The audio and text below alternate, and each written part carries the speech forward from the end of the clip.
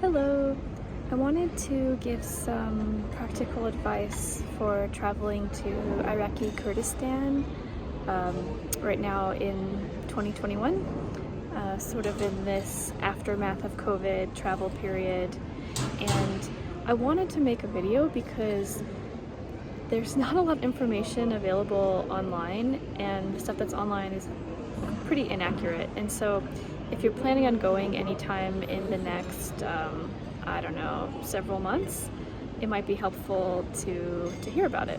So I arrived by air through Turkey. I also have a friend who arrived from Turkey but by bus, and both of us were surprised with there was the availability of visa on arrival, although my friend on the bus had to really fight for it and ask about it.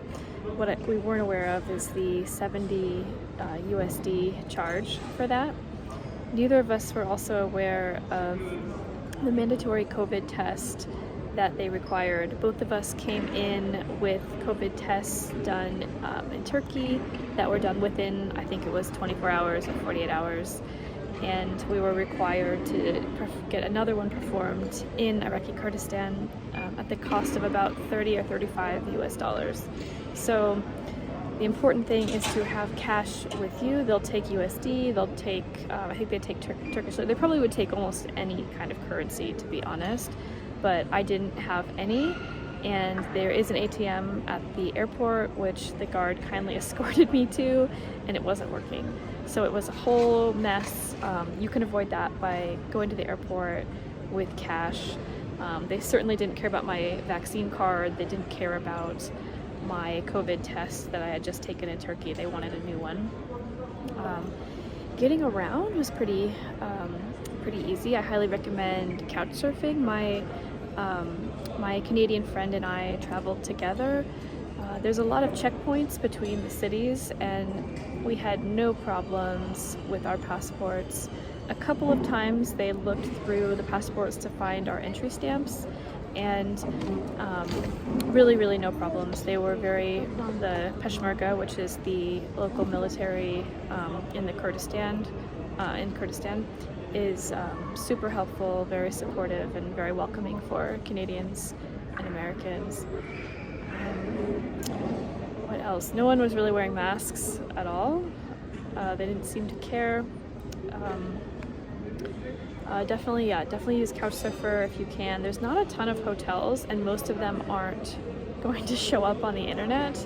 So Couchsurfing was a huge resource. I met some incredible people using Couchsurfing, even if I didn't stay with them, just having a local to show you around. If you go to Erbil, which is the main city, you probably will, you can get around in the cabs pretty easy. There's a cab like maybe every other car. And for about between 3,000 and 5,000 dinar, I'm probably saying it wrong, but you can get pretty much anywhere in the city. You got to negotiate.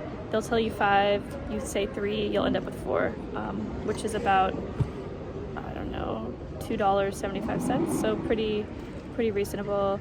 If you're a woman, make sure that you have a scarf you can put over your head to go into the mosques.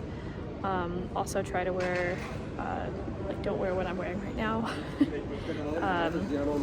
You'll get some unwanted, okay, as a foreigner, you will get stared at everywhere, and so you can try to blend in with your clothing, but I wouldn't recommend wearing something like this around that region because it just might bring some really unwanted attention. I found that every time I was on my own, drivers, whoever I was talking with, would ask me if I was single. This didn't happen when I was traveling with my friend, who's also a woman, and especially didn't happen when we were traveling with our buddy Mustafa, who's a man. Things were a lot easier, sadly, when you have a man with you. My friend and I found many times that our cab drivers wouldn't listen to us when we were going the wrong way, and it was pretty difficult, actually. Don't know if that's because we're women, but we were definitely starting to see some trends after a couple of weeks. But overall, the people were so lovely. We got invited in for lunch, and even were invited to stay the night at a family's house just because we were lost. Me and my female friend. So beautiful, amazing people, great culture.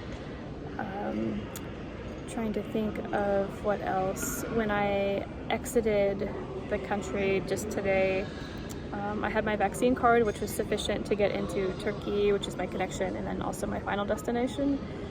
They asked for a test, and it was a whole deal once again. The airline was like, no, it's fine, and the airport was like, no, she can't come in.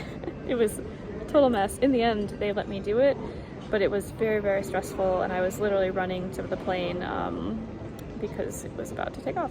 So I don't really know how to avoid this other than getting a COVID test you don't technically need.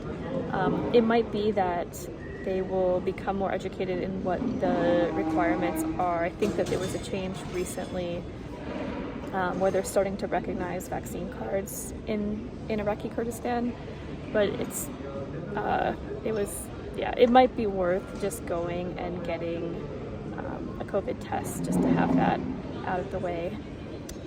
But overall, I highly recommend it. If you can go in March 21st is their new year, and the weather is perfect for hiking. It's very green.